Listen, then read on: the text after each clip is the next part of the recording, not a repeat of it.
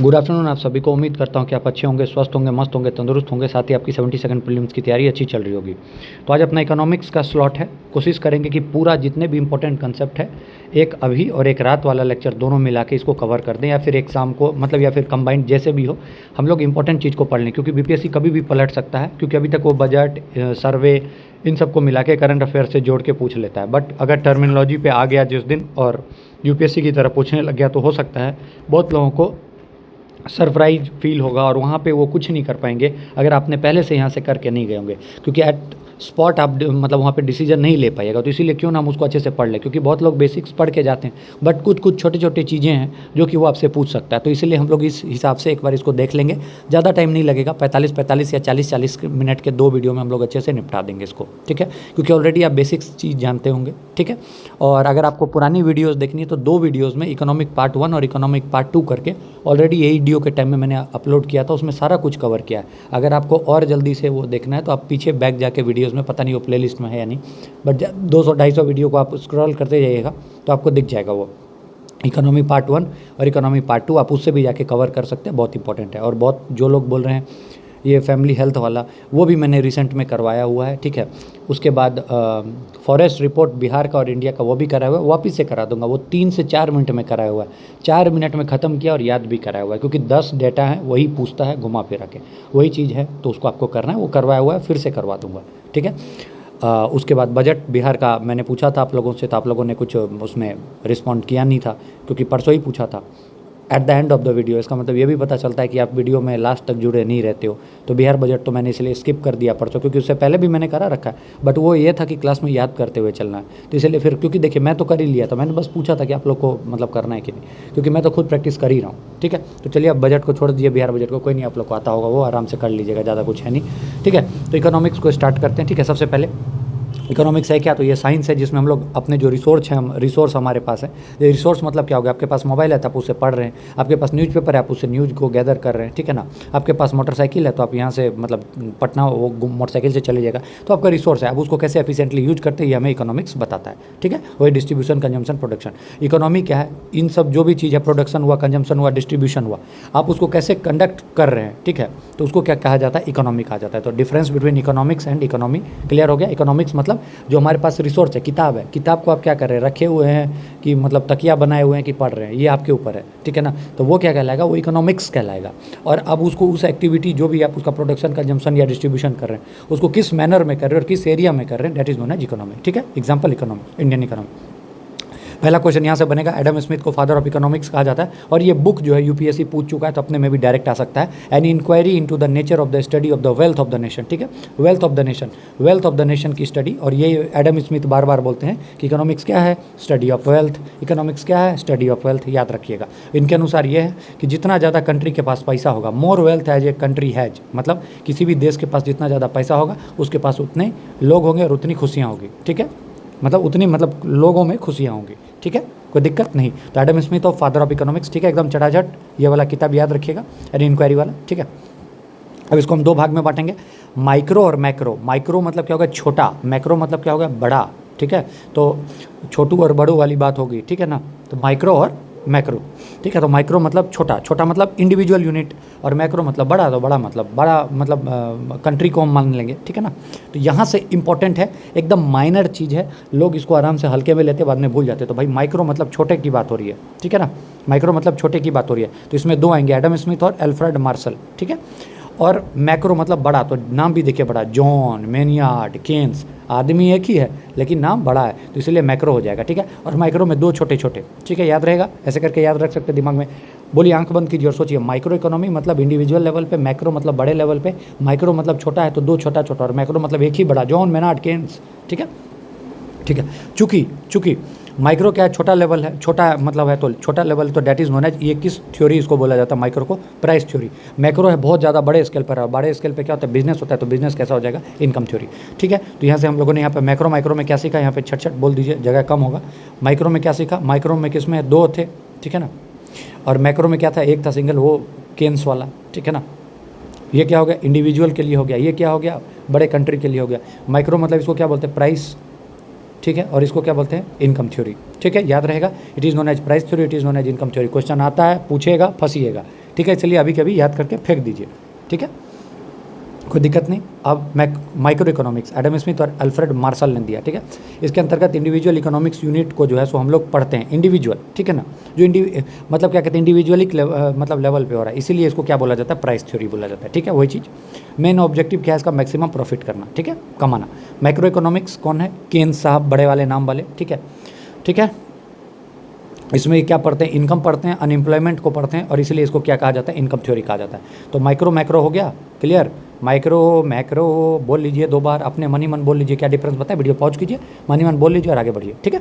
Factor of production, ठीक है, अब इसको प्रोड्यूस करना है तो क्या क्या चीज़ चाहिए भाई, तो भाई ज़मीन चाहिए जहाँ पर काम करेंगे, लेबर चाहिए जो करेंगे काम, कैपिटल जहाँ पे पैसा लगेगा, इंटरप्राइज जो है जो जहाँ से आप बिजनेस सब कुछ आगे बढ़ाइएगा, ठीक है। तो याद रखना है कौन कौन से हो गए, लैंड, लेबर, कैपिटल, इंटरप्राइज, ठीक है। लैंड से क्या मिलेगा, ज़मीन से, ज़मीन से क्या मिलेगा बोलिए, ज़मीन से मिलेगा रेंट, ठीक है।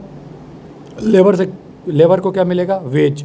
कैपिटल से क्या मिलेगा, जो भी आप पैसा पूंजी लगा रहे तो उसे क्या मिलेगा, इंटरेस्ट। और इंटरप्रेन्योर से क्या मिलेगा, प्रॉफिट। ये चीज़ याद रखिएगा, कोई दिक्कत नहीं, ठीक है। ज़मीन से क्या मिलेगा, रेंट मिलेगा कि नहीं, मानिए आप किसी को ज़मीन दे रहे हैं मतलब भाड़ा पर, तो आपको क्या मिलेगा, रेंट देता है कि नहीं, ठीक है। कोई भी लेबर है, आप किसी ना किसी लेबर को लगाए काम पे तो उसको भाड़ा दीजिएगा कि नहीं दीजिएगा, बिल्कुल दीजिएगा। कैपिटल पूंजी लगाइएगा तो मन में लालच आएगा ना भाई, म्यूचुअल फंड में लगा दिया हूँ तो पैसा आना चाहिए, तो इंटरेस्ट। और चौथा इंटरप्रेन्योरशिप, तो प्रॉफिट, ठीक है, याद है। अब आ जाइए, यहाँ से इंपॉर्टेंट है वो सब देख लिया, उसमें तो मतलब छोटा छोटा क्वेश्चन जो था एमसीक्यू टाइप, अब इसमें से आपको जो है घुमाने वाला चीज़ आएगा, ठीक है, याद रखिएगा। पहला आता है कैपिटलिस्ट इकोनॉमी, क्या नाम है, कैपिटलिस्ट इकोनॉमी, ठीक है, जो 4 फैक्टर ऑफ प्रोडक्शन है, ठीक है ना, जो अभी मैंने आपको बताया, लैंड, लेबर, कैपिटल, इंटरप्रेन्योर, 4 है ना। ये जो चारों हैं फैक्टर, इसको कौन कंट्रोल करेगा, प्राइवेट। कौन करेगा, प्राइवेट। कैपिटल, कैपिटलिस्ट, कैसे याद रखना, मैं कैसे याद रखता हूँ, कैपिटल कहाँ है, दिल्ली में मैक्सिमम लोग कौन है, बिजनेसमैन है। बिजनेसमैन कैसा होता है, सरकारी की प्राइवेट, तो प्राइवेट। तो कैपिटलिस्ट में कौन कंट्रोल करेगा, private entity. Role of government minimum है, कोई दिक्कत नहीं। और प्राइवेट है तो क्या इसका मोटो होगा, प्रॉफिट, कोई दिक्कत नहीं।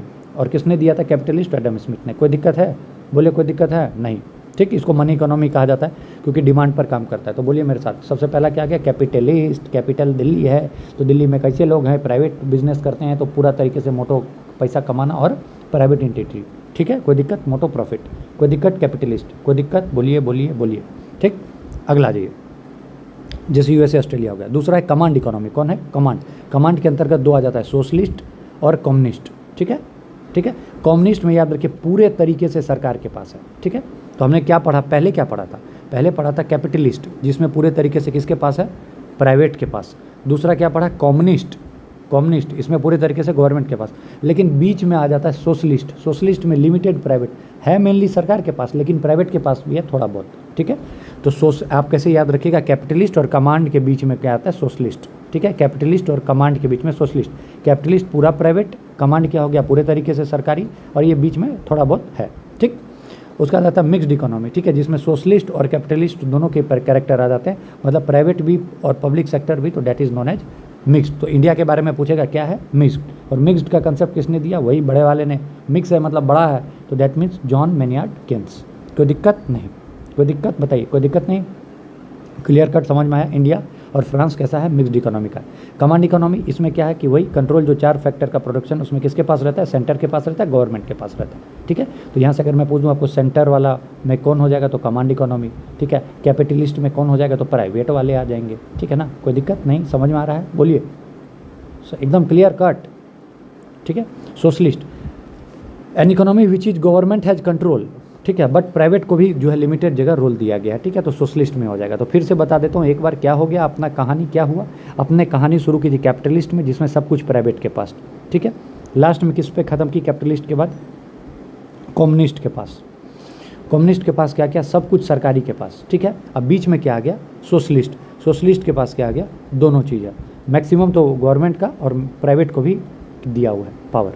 कोई दिक्कत, बोलिए, सुख दुख कष्ट पीड़ा कुछ भी नहीं, सब कुछ बढ़िया, ठीक है। अब वही है कि इनकम क्लासिफिकेशन क्या हुआ है, ठीक है। अब देख लीजिए, मतलब कि 1135 और लेस डॉलर है तो लो इनकम, 1136 से 4465 है तो लोअर मिडिल, ठीक है। अपर मिडिल हो गया इतना, और 13,840 है हाई इनकम, ठीक है, दिमाग में रख लेना, ठीक है। ओपन इकोनॉमी क्या हो गया, जो जिस इकोनॉमी में इंपोर्ट एक्सपोर्ट लेन देन चल रहा है, दूसरे कंट्री के साथ रिलेशन अच्छा है, तो that is known as open economy. Close economy मतलब इंपोर्ट एक्सपोर्ट पूरे तरीके से बंद है, ठीक है, कंप्लीटली बंद, ठीक। अब आइए फिक्स कैपिटल, ठीक है। फिक्स कैपिटल क्या होता है?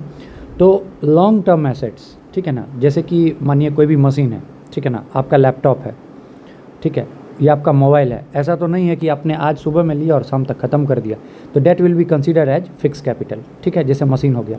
फिर वही चीज़ जैसे आज पेट्रोल लिया तो वो शाम होते होते आप उसको कल तक तो निपटा दीजिएगा, ठीक है, तो डेट विल मतलब उसको बोल सकते हैं कि वो प्रोडक्शन के दौरान जो फिनिश हो गया, ठीक है, तो उसको बोलेंगे वर्किंग कैपिटल। तो यहाँ से अगर आपको मैं बताऊँ, पूछूँ कि फिक्स कैपिटल और वर्किंग कैपिटल में क्या अंतर हो गया, तो प्रोडक्शन के दौरान जो भी चीज़ फिक्स मतलब फिनिश नहीं हुआ that is known as fixed capital, और वर्किंग कैपिटल जो फिनिश हो गया, जैसे बिस्किट है, पेट्रोल है, ठीक है ना, ये सब चीज़ क्या है, फिनिश होगा नहीं। एक किसान का कुल्हाड़ी है, क्या है वो, फिक्स कैपिटल है, क्योंकि कुल्हाड़ी आज अगर उसने यूज किया तो क्या कल ख़त्म हो जाएगा? क्या नहीं, लकड़ी काटेगा, कल भी काटेगा, परसों भी काटेगा, ठीक है। मशीन है, वो क्या ख़त्म हो जाएगा क्या? तो नहीं, तो that is known as fix capital. यही यूपीएससी ने 3-4 बार अभी तक पूछ रखा है, which of the following is an example of fix capital and which of the following example of a working capital, ठीक है। तो वर्किंग कैपिटल में रॉ मटेरियल आ गया, जिससे पेट्रोल वगैरह सब आ गया।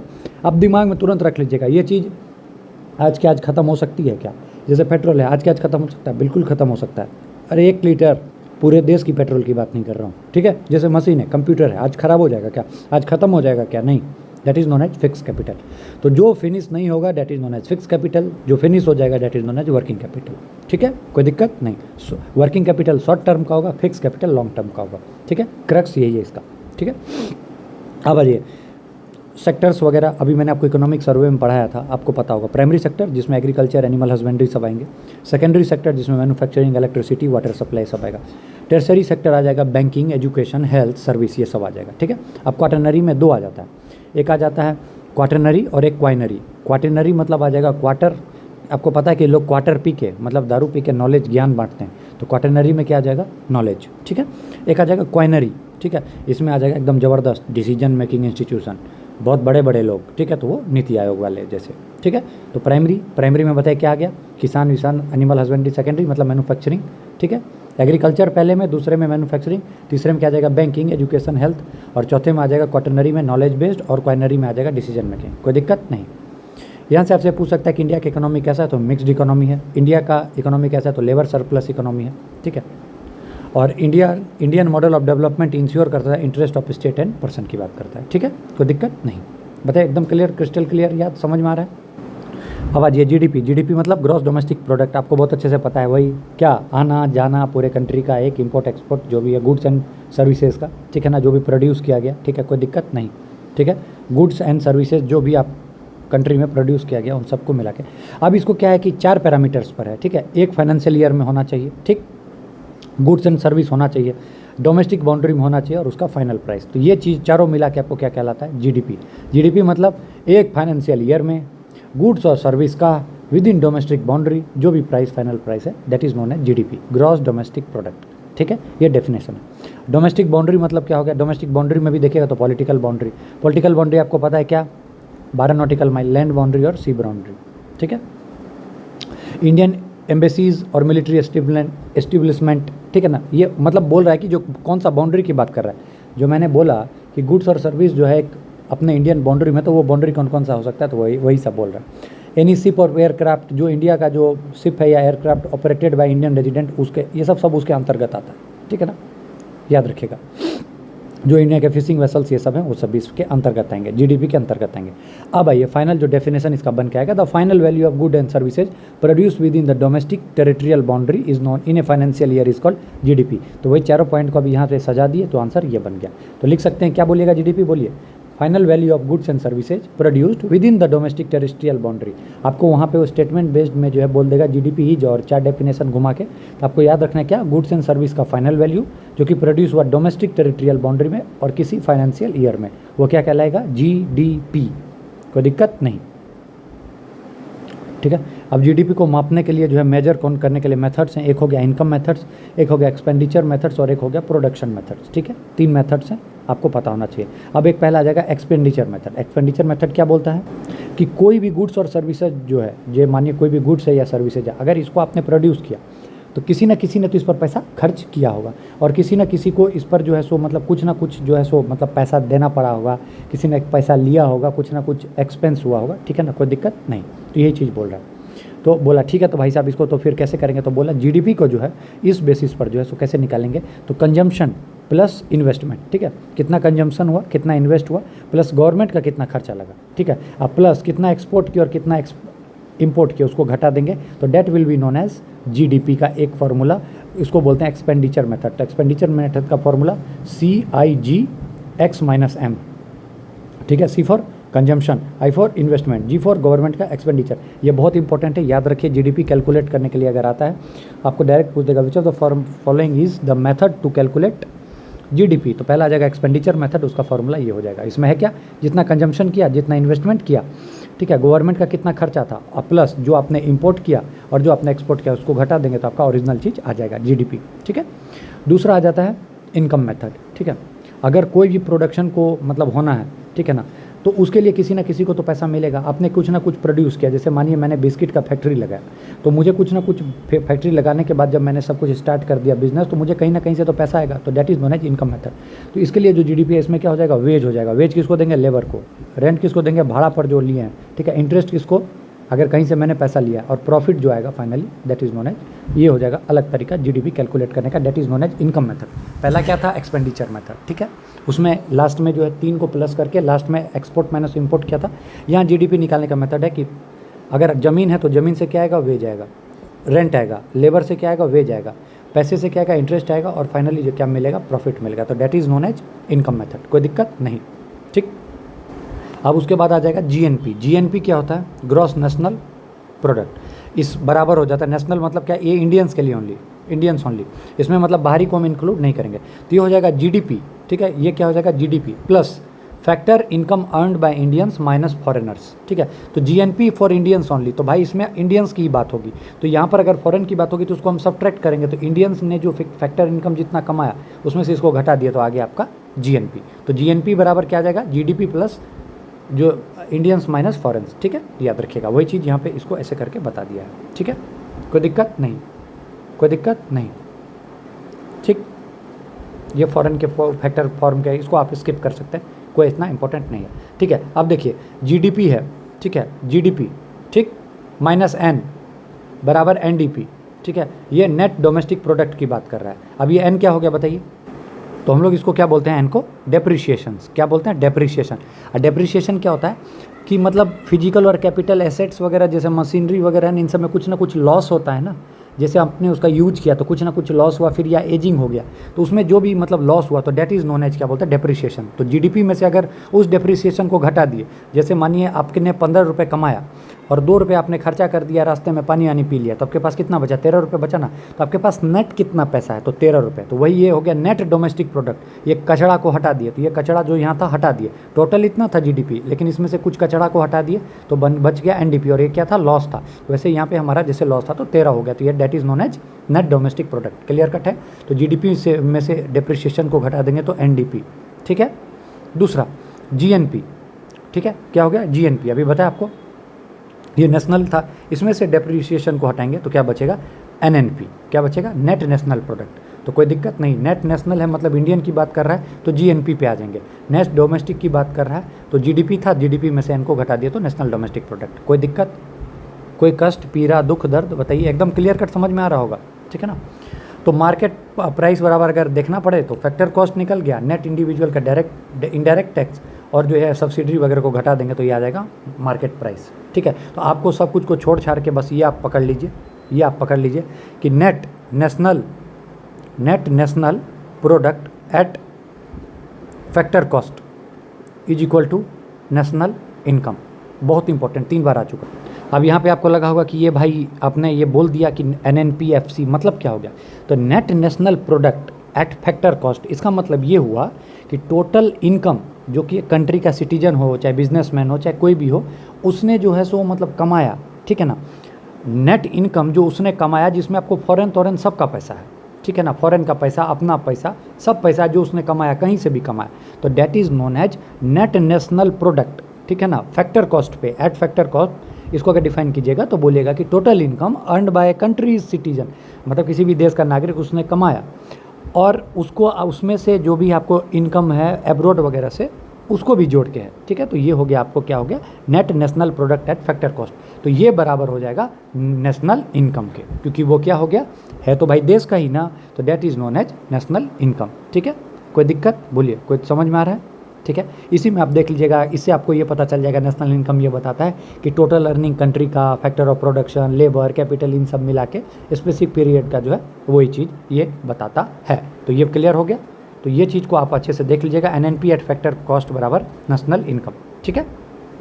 पर कैपिटा इनकम, ठीक है ना, पर कैपिटा इनकम पता है कि नेशनल इनकम कितना है और टोटल पॉपुलेशन कितना है, तो टोटल पॉपुलेशन से डिवाइड कर देंगे। तो जैसे टोटल कमाई 6 रुपये है, ठीक है, मतलब टोटल कमा के लोग आया है 6 रुपये, आदमी 2 रुपये है, तो एवरेज कितना निकल गया बताइए, एक तरह से तीन निकल गया, तीन, तो वही है पर कैपिटा इनकम। इस हिसाब से हम लोग कैलकुलेट करते हैं, ठीक है, कोई दिक्कत नहीं। 10 रुपये था, टोटल 5 आदमी थे, तो एवरेज निकालेंगे पर कैपिटा तो 5 निकल जाएगा, तो वही वाली चीज़ है, ठीक है। GDP का एस्टिमेशन कौन करता है, तो NSO करता है, नेशनल स्टैटिस्टिकल ऑर्गेनाइजेशन, और किसके अंतर्गत आता है, तो मिनिस्ट्री ऑफ स्टैटिस्टिकल एंड, ठीक है ना, वो याद रखिएगा। पहले कितना बेस था GDP का, ठीक है, याद रखिएगा, बहुत इंपॉर्टेंट। GDP का पहले बेस था 11, अब 11 से कितना हो गया 22, बहुत इंपॉर्टेंट, याद रखिएगा, सब क्वेश्चन छपेगा। तो national net product at factor cost जो लिखते हैं NNP एट फैक्टर कॉस्ट बराबर नेशनल इनकम, इसको कहीं लिख के दिमाग में दीवार में बंद करके रख दीजिएगा, कोई दिक्कत नहीं, समझ में आ रहा होगा, ठीक है। फर्स्ट टाइम इनकम थ्योरी की बात किसने की थी, दादू ने की थी, दादा भाई ने, ग्रैंड ओल्ड मैन इसको बोला जाता है, ठीक है ना। साइंटिफिक एफर्ट किसने लगाया था, तो VKRV राव ने, ठीक है। 25-26 में GDP का ग्रोथ रेट जो था उस एक्सपेक्ट किया गया था 6.3 से 6.8, ठीक है। एक होता है वर्ड हिंदू ग्रोथ रेट, ठीक है, कल को डायरेक्ट चमक जाएगा तो डरना नहीं है।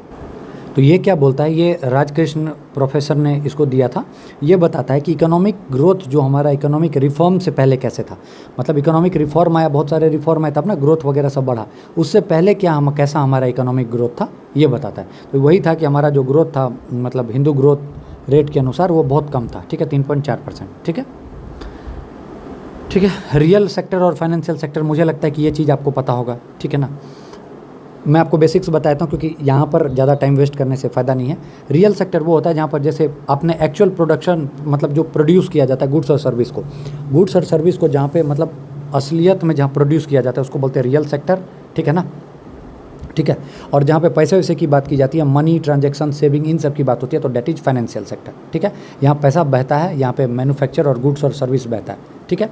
तो रियल सेक्टर में क्या होगा कि GDP वगैरह को बढ़ाएगा, ठीक है ना। इसमें बैंक, इंश्योरेंस, म्यूचुअल फंड, कोई दिक्कत नहीं। तो रियल सेक्टर में प्रोडक्शन होगा, फाइनेंशियल सेक्टर में बैंकिंग, इंफ्रास्ट्रक्चर, ये सब की बात होगी, ठीक है। अब आपसे यही चीज़ पूछा कि UPSC 2022 का question, which of the following activities constitute real sector. Real sector आते ही तुरंत प्रोडक्शन का बात होगा और पैसा का चीज़ नहीं होगा, तो जहाँ पे भी पैसा होगा उसको हम हटा देंगे। तो ये देखिए क्या कहते हैं, कॉमर्शियल लेंडिंग, मनी आ गया, कट गया, रुपए की बात आ गया, कट गया, फॉर्मल हार्वेस्टिंग क्रॉप्स, एग्रीकल्चर आया, ठीक है, टेक्सटाइल मिल्स बन रहा है, ठीक है। तो आंसर 1 और 2, ठीक है। अभी ताज़ा ही, ज़्यादा पुराना नहीं है, UPSC 2022 का है, ठीक है, रियल सेक्टर, ठीक है। एक होता है नॉमिनल GDP, ठीक है, और एक होता है रियल GDP, ठीक है। पहले तो ये चीज़ आपको पता होना चाहिए, ठीक है। नॉमिनल GDP, ठीक है ना, और रियल GDP मतलब जब प्राइस को कांस्टेंट रख के जो है सो क्या करते हैं आप, बेस ईयर को कांस्टेंट रखा जाता है, तब जो प्राइस को जो है चेक किया जाता है, तो that is known as real GDP। और नॉमिनल मतलब हो गया GDP को जब आप करंट प्राइस पे देख रहे हैं, ठीक है, करंट प्राइस पे मतलब चेंज वगैरह सब कुछ करते हुए मतलब आप उसको देख रहे हैं, तो that is known as nominal और रियल, ठीक है। क्लियर कट हो गया। और अगर इसको मैं सिंपल लैंग्वेज में समझाऊँ, एकदम लेमैन लैंग्वेज में समझाऊँ कि नॉमिनल GDP में आप इन्फ्लेशन वगैरह को एडजस्ट नहीं करते हैं, मतलब जो महंगाई है हम उसको दिखाएंगे, ठीक है ना, ठीक है। मतलब नॉमिनल GDP बोलेगा कि भाई देखो जो भी है मैं रॉ फाइनेंशियल वैल्यू को दिखाऊंगा, ठीक है ना, ठीक है, बस सीधी बात है। जबकि रियल GDP बोलेगा कि भाई इकोनॉमिक ग्रोथ वगैरह को तो दिखाऊंगा लेकिन मैं प्राइस को कांस्टेंट रखूंगा, ठीक है ना। प्राइस को मतलब क्या कहते हैं कि मैं मतलब सब कुछ इन्फ्लेशन वगैरह को पचा जाऊंगा, ठीक है। लेकिन नॉमिनल बोलता है मैं पचाऊंगा नहीं, मैं चीख चिल्ला के बताऊंगा, ठीक है, कोई दिक्कत नहीं, ठीक है, याद रहेगा। तो बस अब यहाँ से आपको एक चीज़ याद रखना है कि GDP डिफ्लेटर जो है, GDP डिफ्लेटर किस चीज़ के बारे में बोलता है, देखिए फॉर्मूला तो पढ़ लीजिएगा, नॉमिनल बाय रियल इंटू 100, ठीक है ना, नॉमिनल बाय रियल इंटू 100, ठीक है, ये तो पढ़ लीजिएगा। लेकिन GDP डिफ्लेटर हमेशा इन्फ्लेशन के बारे में बताता है। हमने देखिए, फिर आप कंफ्यूज मत होइएगा, अभी हमने पढ़ा है रियल GDP मतलब जब प्राइस को कांस्टेंट जो है रखा गया, ठीक है। उससे पहले हमने क्या पढ़ा, nominal GDP, GDP current price पे था, ठीक है। नॉमिनल जीडीपी मतलब जीडीपी करंट प्राइस पे हमने देखा, ठीक है। करंट प्राइस मतलब फिर वही चीज़ हो गया कि जिसमें आप इन्फ्लेशन वगैरह को एडजस्ट नहीं कर रहे हो, इन्फ्लेशन को लेके चल रहे हैं, इन्फ्लेशन को मान के चल रहे हैं, और रियल जीडीपी में इन्फ्लेशन को एडजस्ट कर दिया आपने, ठीक है। ये चीज़ समझ में आ गया। अब इसका जो रेशियो होता है नॉमिनल अपॉन रियल का, वो कहलाता है जीडीपी डिफ्लेटर, और जीडीपी डिफ्लेटर से हमको पता चलता है कि कितना इन्फ्लेशन हुआ। तो अगर आप जीडीपी डिफ्लेटर की बात आपसे पूछे कि जीडीपी डिफ्लेटर क्या होता है, तो आप क्या बोलिएगा कि इन्फ्लेशन को ये मापता है और प्राइस चेंज इन सब के बारे में बताता है, ठीक है। कोई दिक्कत नहीं, ठीक। बताइए, प्राइस डिफ्लेटर भी इसको बोला जाता है कि इससे पता चलता है कि कितना चेंज हुआ, मतलब कितना मतलब वेरिएशंस आया। तो जीडीपी डिफ्लेटर को ही हम प्राइस डिफ्लेटर भी बोलते हैं, या प्राइस चेंज का जो है सो पता करने के लिए। तो GDP deflator is equal to, यहाँ पे लिख लीजिए, प्राइस चेंज का इससे पता चलता है। और प्राइस चेंज का पता चल गया तो फाइनली हमको किस चीज़ का पता चला, इन्फ्लेशन का। डायरेक्ट क्वेश्चन आएगा, जीडीपी डिफ्लेटर का formula nominal upon real into 100। Nominal में क्या करते हैं, इन्फ्लेशन को मानते हैं, मान के चलते हैं सब कुछ में, रियल में एडजस्ट कर देते हैं, कोई दिक्कत नहीं। इतनी बार पढ़ लिया तो याद होना चाहिए। अब इन्फ्लेशन, प्राइस का बढ़ना आपको पता है इन्फ्लेशन कहलाता है। Inflation rate final minus initial upon initial. पहले था कि 5 था, फिर 5 से कितना हो गया, 7 हो गया, तो वही बोला फाइनल कितना था, 7 माइनस 5 अपन 5 इंटू 100, ये क्या कहलाएगा, इन्फ्लेशन रेट कहलाएगा, ठीक है। कोई दिक्कत नहीं, ये चीज़ पता है। अब आपको पता है कि वैल्यू ऑफ मनी कम होगा, ठीक है। अगर वैल्यू ऑफ मनी कम हो गया, ठीक है ना, तो लोगों का खरीदने का क्षमता भी एकदम बिल्कुल तरीके से कम हो जाएगा, ठीक है। कुल मिलाकर ये देखिए, मनी बहुत ज़्यादा है आपके पास, मनी आपके पास बहुत ज़्यादा है, तो आपका डिमांड भी बहुत ज़्यादा होगा। अरे पैसा आपके पास आ गया 20 लाख रुपए, तो घर वाली आपकी बोलेगी कि सोना खरीद लेते हैं, फिर आप बोलिएगा कि सोना से अच्छा रहेगा, अच्छा ठीक है सोना ले लो 4 लाख का, ठीक है, एक थोड़ा टाटा पंच ले लेते हैं 10 लाख वाला। तो भाई पैसा आया तभी तो डिमांड बढ़ा, और पैसा आया डिमांड बढ़ा तो इन्फ्लेशन बढ़ा, ठीक है। याद रखिएगा, मनी ज़्यादा, मैं हमेशा ट्रिक बताता हूँ, MDI याद रखिए, MDI, मनी ज़्यादा, डिमांड ज़्यादा, इन्फ्लेशन ज़्यादा। मनी कम, डिमांड कम, इन्फ्लेशन कम, ठीक है, या डिफ्लेशन कंट्रोल, ठीक है। MDI, मनी ज़्यादा, डिमांड ज़्यादा, इन्फ्लेशन ज़्यादा, मनी कम, डिमांड कम, तो डिफ्लेशन कंट्रोल। एकदम इस चीज़ को लेके चलिएगा, पूरा एकदम काम आपका कहानी ख़त्म, ठीक है। कंट्रोल्ड इन्फ्लेशन मतलब हो गया डिमांड ज़्यादा है लेकिन प्रोडक्शन भी ज़्यादा है, तो एम्प्लॉयमेंट भी ज़्यादा, तो GDP ज़्यादा, क्योंकि ज़्यादा डिमांड है। मतलब मानिए आपके एरिया में आप जहाँ पे रहते हैं वहाँ पे क्या है, कोई भी चीज़ का मानिए डिमांड बढ़ गया, जैसे कोई सब्जी का ही डिमांड बढ़ गया, तो उसको लोग क्या करेंगे, पैसा कमाने के लिए प्रोड्यूस ज़्यादा करेंगे, प्रोड्यूस ज़्यादा करने के लिए एम्प्लॉयमेंट बढ़ जाएगा, तो GDP ग्रोथ बढ़ जाएगा। अनकंट्रोल मतलब डिमांड कम है तो प्रोडक्शन कम हो गया, एम्प्लॉयमेंट कम हो गया, तो GDP कम हो गया, ठीक है। कंक्लूजन, अगर कंट्रोल्ड इन्फ्लेशन है, मतलब ये नहीं कि इन्फ्लेशन है ही नहीं, कंट्रोल्ड, और कंट्रोल्ड इन्फ्लेशन इतना जो RBI बोलती है इतना तक चलेगा, 4 ± 2 मतलब 2 से लेकर 6 तक, ठीक है, तो याद रखिएगा। तो अगर कंट्रोल्ड इन्फ्लेशन है तो इसका मतलब है कि हाई ग्रोथ बहुत ज़्यादा होगा, और अनकंट्रोल्ड इन्फ्लेशन है तो लो ग्रोथ, ठीक है। फिलिप्स कर्व इसी के बारे में बताता है कि इन्फ्लेशन और अनएम्प्लॉयमेंट के बारे में, ठीक है, ठीक है, यही चीज़ बताता है, ठीक है। डिफ्लेशन मतलब क्या होता है, प्राइस का गिरना, डिफ्लेशन मतलब प्राइस का गिरना, ठीक है। अभी फिलिप्स कर्व अभी आएगा, आगे ऊपर देखेंगे, ठीक है। डिफ्लेशन मतलब प्राइस का गिरना, मनी कम तो डिमांड कम, तो डिफ्लेशन कंट्रोल, मनी कम है तो डिमांड कम है तो डिफ्लेशन कंट्रोल है, ठीक है। डिफ्लेशन मतलब क्या हो गया कि डिमांड कम है तो प्रोडक्शन कम है, प्रोडक्शन कम है तो एम्प्लॉयमेंट कम है तो ग्रोथ कम है, तो that is known as deflation, ठीक है, याद रखिएगा। और बार बार बोल रहा हूँ, कंट्रोल इन्फ्लेशन गुड है, अच्छी चीज़ है कंट्रोल इन्फ्लेशन, ठीक है, ग्रोथ को करेगा। बहुत ज़्यादा इन्फ्लेशन भी नहीं होना चाहिए, बहुत कम इन्फ्लेशन भी नहीं, कंट्रोल। और कंट्रोल के बारे में जो बताया वो क्या है, पैरामीटर 4 ± 2, ठीक है। 6 से ज़्यादा अनकंट्रोल, 2 से कम डिफ्लेशन, ठीक है। बोले कोई दिक्कत, याद रहेगा एकदम चटाचट दिमाग में। Creeping inflation, types of inflation में अगर 3 से 4% तक इन्फ्लेशन है, वॉकिंग मतलब 3 से 10, रनिंग मतलब 10 से 20, और हाइपर इन्फ्लेशन मतलब बहुत ज़बरदस्त इन्फ्लेशन 20% से ज़्यादा, तो नॉन एज हाइपर इन्फ्लेशन। बोलिए डिमांड पुल, अभी अदर टाइप्स, बहुत टाइप में इसको किया गया, कोई भी डेफिनेशन पूछ देगा, डिमांड पुल, ठीक है, ठीक है। सप्लाई, डिमांड हो गया 10 साबुन का, ठीक है, ठीक है, 10 साबुन का डिमांड हो गया, और आ रहा है मार्केट में 5 ही सप्लाई, 5 ही साबुन आ रहा है, और कितना है डिमांड 10, तो ये क्या करेगा, डिमांड कितना है 10 का, आ रहा है 5, तो इस 5 का दाम तरातर करके दुकानदार सब बढ़ा देगा, एकदम ज़बरदस्त तरीके से। क्यों बढ़ाएगा, तनिक भी नहीं सोचेगा, तुरंत एकदम प्रभाव से तुरंत दाम बढ़ा देगा, क्योंकि फ़ायदा ज़्यादा होगा। तो क्या हो जाएगा, डिमांड पुल इन्फ्लेशन, डिमांड है 5 का और मार्केट में है 2 ही, तो डिमांड पुल इन्फ्लेशन, ठीक है। कॉस्ट पुश इन्फ्लेशन, ठीक है ना, दाम बढ़ा दिया अचानक से, ठीक है, तो that is known as cost push inflation. Profit induced inflation, profit के चक्कर में जो है, ठीक है ना, मतलब इंटेंशनली क्या कर दिया, आलू है कोल्ड स्टोर में, ठीक है, बोलेगा आलू है ही नहीं मार्केट में, तो वो प्रॉफिट कमाने के लिए क्या करेगा, अचानक से आलू का दाम बढ़ा देगा, ठीक है। उसके बाद स्टैग इन्फ्लेशन, जहाँ पे स्टैगफ्लेशन मतलब क्या हो गया कि बहुत ज़्यादा इन्फ्लेशन लंबे टाइम तक रह गया, और लंबे टाइम तक बहुत ज़्यादा इन्फ्लेशन रह गया तो अनएम्प्लॉयमेंट को काउज करेगा, इकोनॉमिक इनस्टेबिलिटी को काउज करेगा, तो that is known as stagflation. Stagflation मतलब क्या हो गया, inflation for long time that will cause unemployment, याद रखना है, ठीक है। फिर आ जाएगा श्रिंक इन्फ्लेशन। श्रिंक इन्फ्लेशन में क्या क्या, लेज का पैकेट है, चाहे पार्ले जी का बिस्किट है, दिमाग क्या लगाया, रुपया 10 ही रखा, पहले 20 ग्राम देता था, अब 18 ग्राम कर दिया, पहले 10 बिस्किट था, फिर 8 पे लाया, अब 6 पे ले आया, अब कुछ दिन में 4 पे ले आएगा, ठीक है। तो वही चीज़ है, टाइगर बिस्किट जो बचपन में खाते थे, था 3 रुपये का ही, पहले दिमाग लगाया 10 बिस्किट, फिर 8, फिर 7, फिर 6। श्रिंक मतलब पैसा कम नहीं किया लेकिन क्वांटिटी को ही सरका दिया, ठीक है ना, याद रखिएगा। स्ट्रक्चरल इन्फ्लेशन, ठीक है ना, दिस एराइजेज ड्यू टू कुछ ना कुछ प्रॉब्लम वगैरह सब जैसे आ गया, मतलब इकोनॉमी के अंदर, जैसे मॉडर्न मशीनरी नहीं है, पुअर इंफ्रास्ट्रक्चर है, तो that is known as structural inflation, ठीक है। रिफ्लेशन मतलब क्या हो गया कि जब भी मतलब डिफ्लेशन वगैरह सब हुआ तो गवर्नमेंट ने कुछ ना कुछ इकोनॉमिक स्टिमुलस दिया, टैक्स रिलीफ वगैरह दिया बच्चों, मतलब हम लोगों को, जैसे कोविड के टाइम में दिया, तो वो जो सरकार जब कुछ करती है इन्फ्लेशन के टाइम में, डैट इज़ उसको उल्टा प्रभाव को ख़त्म करने के लिए, तो that is known as reflation, ठीक है। आरबीआई उस टाइम में क्या करता है, बैंक को बोलता है कि इंटरेस्ट रेट को कम करो ताकि लोग जो है सो ज़्यादा से ज़्यादा पैसा लें और स्पेंड करें, तभी तो भाई उनको इंटरेस्ट जाएगा तो फायदा है, तो ये आरबीआई का डायरेक्शंस जाता है। आप देखिए यूपीएससी का बहुत फेवरेट क्वेश्चन है, पीवाईक्यू है, अगर बीपीएससी कॉपी करेगा भी तो यहीं से करेगा। इम्पैक्ट ऑफ इन्फ्लेशन की बात कर रहे हैं, तो जो उधार देगा, ठीक है, इन्फ्लेशन के टाइम में उसको क्या होगा, तो उसको लॉस होगा, ठीक है, याद रखिएगा। जो उधार लेगा उसको क्या होगा, फ़ायदा होगा। बिजनेस क्लास हमेशा प्रॉफिट में ही रहेगा, और जो बॉन्ड होल्डर्स है, ठीक है ना, बॉन्ड वगैरह जो ले रखा है उसको क्या होगा, लॉस होगा, ठीक है। ये चारों चीज़ बहुत इंपॉर्टेंट है, यूपीएससी बार बार पूछता है तो इसलिए याद रखना है, ठीक है। लेंडर्स, ठीक है, बोरोवर्स, जिसने पैसा लिया उसको कैसा होगा, क्योंकि इन्फ्लेशन हुआ बढ़ा, अब वो तो जो इंटरेस्ट रेट पर ले लिया अब तो उसी पर वो रह जाएगा, तो उसको फ़ायदा हो जाएगा, इसको लॉस हो जाएगा। बिजनेस क्लास को तो कुछ भी हो उसको तो फ़ायदा ही है, ठीक है ना, और बॉन्ड होल्डर को लॉस है, ये चीज़ आपको याद रखना है, ठीक है। इन्फ्लेशन को आप मेजर कैसे कीजिएगा, तो होलसेल प्राइस इंडेक्स और कंज्यूमर प्राइस इंडेक्स पे, और मेनली इसको जो है सो अपनी मंत्रालय जो है इसको यूज़ करती है नापने के लिए, कंज्यूमर सीपीआई पे नापती है, ठीक है, ये याद रखिएगा, ठीक है। अब दोनों के बीच में डिफरेंस क्या होता है वो भी समझा दिया जाएगा। कंज्यूमर प्राइस इंडेक्स किसके द्वारा, एनएसओ के द्वारा। अर्लियर क्या था, बेस ईयर 2012 था, अब कितना हो गया सीपीआई का, तो 23-24 हो गया।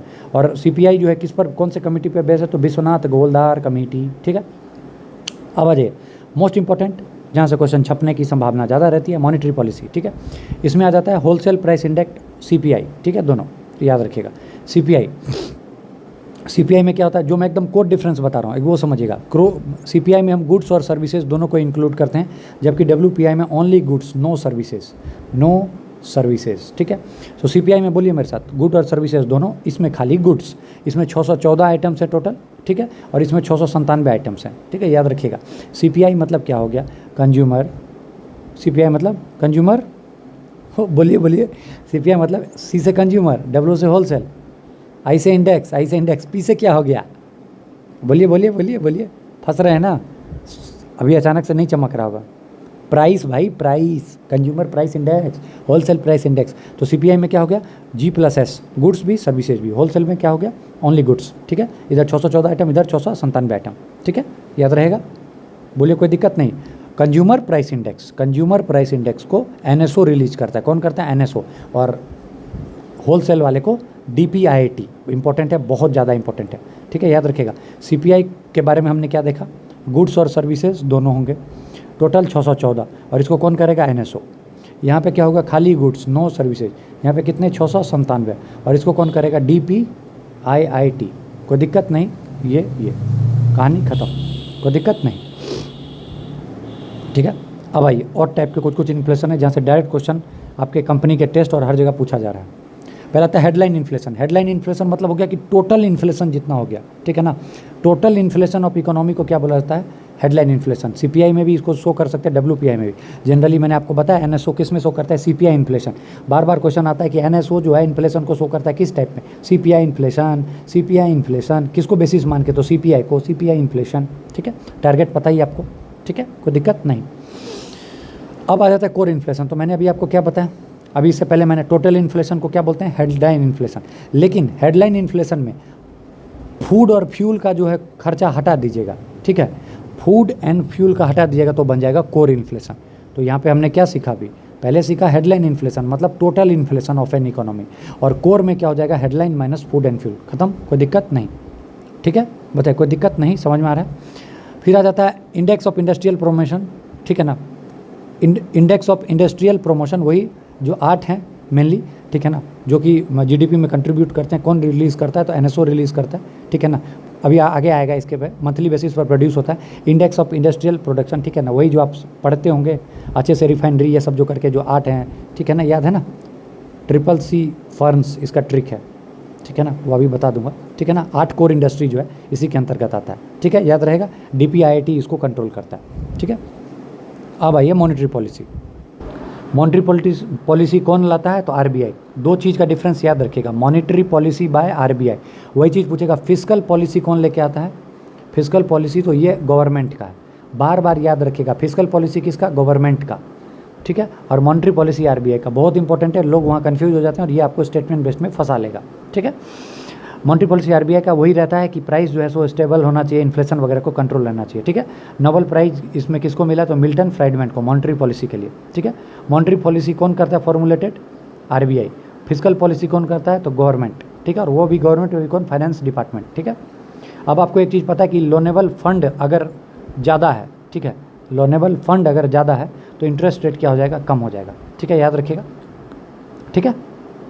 फंड ज़्यादा है तो इंटरेस्ट रेट कम, ये तो आप भी जानते होंगे, मतलब क्या कहते हैं कि बहुत ज़्यादा अगर वो लेते हैं, क्या कहते हैं, ये मतलब EMI पे वो करके ज़्यादा वो कर लेते तो इंटरेस्ट भी कम लगता है, ठीक है ना।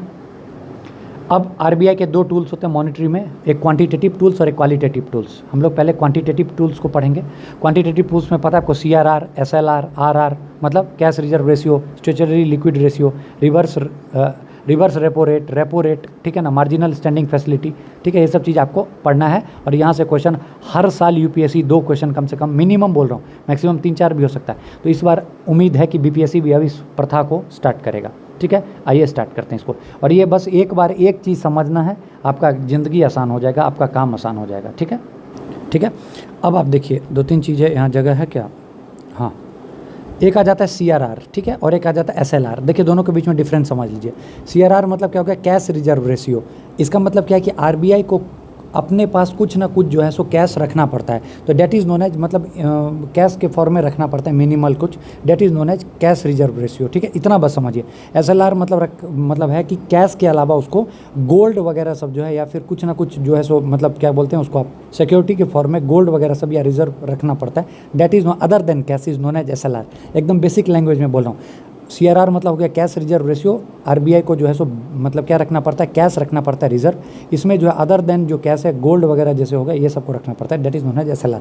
अब बस आप इतना जानिए। अब आप एक चीज़ समझिए, चाहे CRR हो चाहे SLR हो, अगर CRR मतलब कैश रिजर्व रेशियो, अगर बैंक CRR मतलब कैश रिजर्व रेशियो अपने पास रख ले, तो मतलब CRR cash reserve ratio bank के पास क्या हो गया, अपने पास रख ले, तो बैंक के पास अगर CRR ज़्यादा हो गया, मतलब कैश रिजर्व रेशियो बैंक के पास ज़्यादा हो गया, मतलब बैंक अपने पास पैसा कैश क्या रख लिया, ज़्यादा रख लिया, तो मार्केट में पैसा का जो फ्लो है, इनफ्लो है, वो कैसा हो जाएगा, कम हो जाएगा।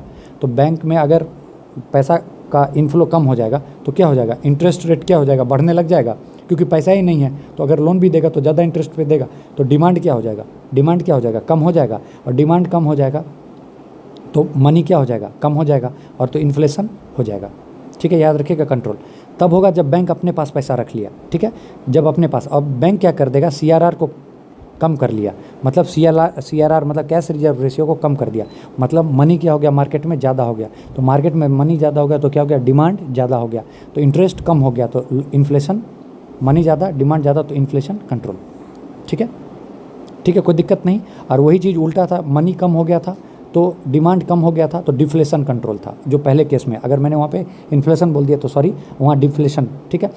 CRR जब बैंक के पास कम पैसा है, मतलब मार्केट में ज़्यादा पैसा है तो मनी ज़्यादा हो गया, तो लोगों को डिमांड ज़्यादा हो गया तो इन्फ्लेशन कंट्रोल हो गया। और वही जब CRR बैंक अपने पास पैसा रख लिया तो मनी कम था, तो लोगों का डिमांड कम था, तो डिफ्लेशन कंट्रोल हुआ। जितना भी चीज़ CRR हो चाहे SLR हो, ये सब चीज़, ये सब बढ़ेगा तो मनी बढ़ेगा, डिमांड बढ़ेगा, इन्फ्लेशन होगा।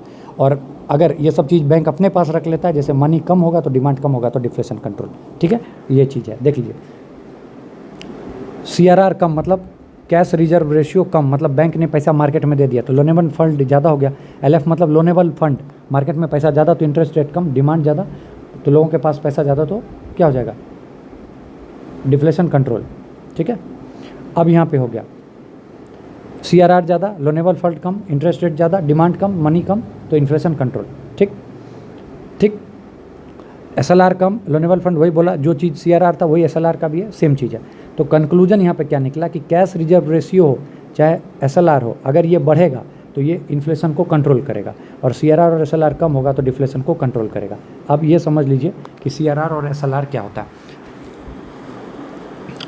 CRR क्या होता है, the bank gives this money, जो कैश है RBI को देता है CRR में, कि कौन देता है, बैंक देता है RBI को कि तुम कैश के फॉर्म में रखो। ठीक है, याद रखना है। ठीक, कैश के फॉर्म में जो इसके पास रहा, और ये बैंक के पास जो है ये कैश में, गोल्ड में, गवर्नमेंट इनसिक्योरिटीज़ में इसके पास रहता है। तो जो भी गोल्ड गवर्नमेंट इनसिक्योरिटीज़ में रहेगा that is known as SLR, और जो बैंक जो है मनी देगा किसको, RBI को, in the form of cash, इसको कहते हैं CRR। ठीक है, और इसके बदले में जो है सो एक चीज़ याद रखना सबसे VIP, CRR क्या होता है, जो बैंक दिया, किसको दिया, बैंक दिया, RBI को दिया कैश, क्या दिया, कैश, कि तुम रखो। इस पर जो है सो बैंक इससे जो है सो इंटरेस्ट नहीं मांग सकता है, RBI इसको इंटरेस्ट नहीं देगा।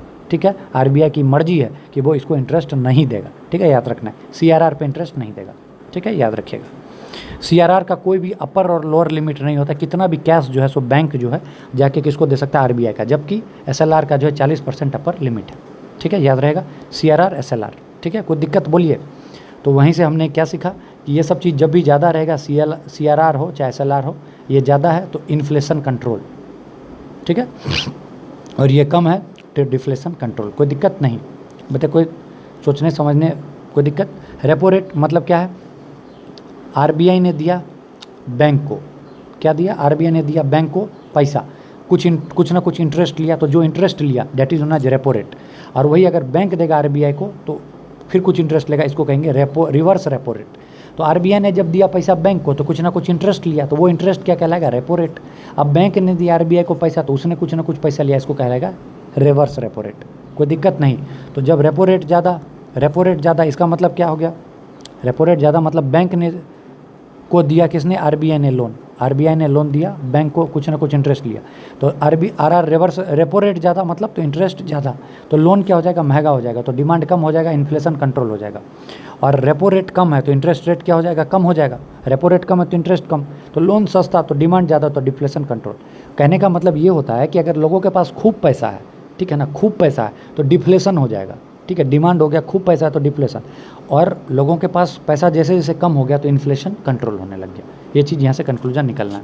ठीक है, रेपो रेट को ही जो है सो रेडी फॉरवर्ड ट्रांजैक्शन कहा जाता है। रेपो रेट मतलब समझ गए ना, RBI है, RBI ने कर्जा दिया बैंक को, ठीक है, स्मॉल टाइम के लिए, और बदले में कुछ ना कुछ इंटरेस्ट मांगा, तो इसी is known as repo rate. ठीक है, रेपो रेट को ही रेडी फॉरवर्ड ट्रांजैक्शन भी कहा जाता है। तो कंक्लूजन क्या हो गया, रेपो रेट ज़्यादा तो RBI के पास क्लाइंट ज़्यादा हो गए, कस्टमर जो है सो से वो ज़्यादा पैसा लेगा। ठीक है ना, तो लोन महंगा हो जाएगा और कम डिमांड होगा तो इन्फ्लेशन कंट्रोल होगा। ये हो गया आपका रेपो रेट। ठीक है, ठीक है, रिवर्स रेपो रेट मतलब हो गया वही इंटरेस्ट रेट जिसमें RBI मांग रहा है पैसा किससे, कमर्शियल बैंक से। RBI ने जो दिया पैसा किसको, छोटे छोटे बैंक को, इस पर जो इंटरेस्ट कम आया इसको बोलते हैं रेपो रेट। अब ये कमर्शियल बैंक जो है RBI को पैसा देगा और जो इस पर इंटरेस्ट लेगा इसको बोलेंगे रिवर्स रेपो रेट। ठीक है, कोई दिक्कत नहीं। रिवर्स रेपो रेट ज़्यादा मतलब बैंक ने ज़्यादा दिया RBI को पैसा, तो लोनेबल फंड बैंक जब सबको पैसा दे दिया, भाई RBI को ही सब पैसा दे दिया, तो मार्केट में पैसा बचा नहीं, तो क्या हो जाएगा, लोनेबल फंड कम हो गया, तो जो पैसा कम बचा अब उस पर इंटरेस्ट वो ज़्यादा लेगा, तो इन्फ्लेशन कंट्रोल। ठीक है, अब होता क्या है, RBI जो है ना हाई इंटरेस्ट देता है रिवर्स रेपो रेट पर। ठीक है, और बैंक सबको भी लगता है भाई कस्टमर साला पैसा रख लेगा तो क्या दिक्कत है, तो RBI को ही पैसा दे देते हैं। ठीक है, तो इसीलिए क्या करता है बैंक सब जो है, मोर मनी जो RBI के पास रहता है, ताकि जो है सो द बैंक का लोनेबल फंड लेस हो और लोन जो है एक्सपेंसिव हो। ठीक है, लेस डिमांड हो और लो इन्फ्लेशन हो। ठीक है, याद रखना ऐसा मतलब एक लिमिट तक होता है, क्योंकि उनको भी तो मन में कई बार लगता है ना बैंक वगैरह को कि हम डूब ना जाएं, कस्टमर को पैसा दिया फिर थर्ड पार्टी आता है तो बहुत सारा चीज़ होता है, तो इसके लिए तो वो इसलिए मैक्सिमम चीज़ वो जब उनको डर लगता है तो सारा पैसा क्या करते हैं, रिवर्स रेपो रेट के तहत, और RBI खुशी खुशी उनको इंटरेस्ट देता है। ठीक है, तो आज अभी यहाँ तक रहने देते फर्स्ट पार्ट में, ठीक है।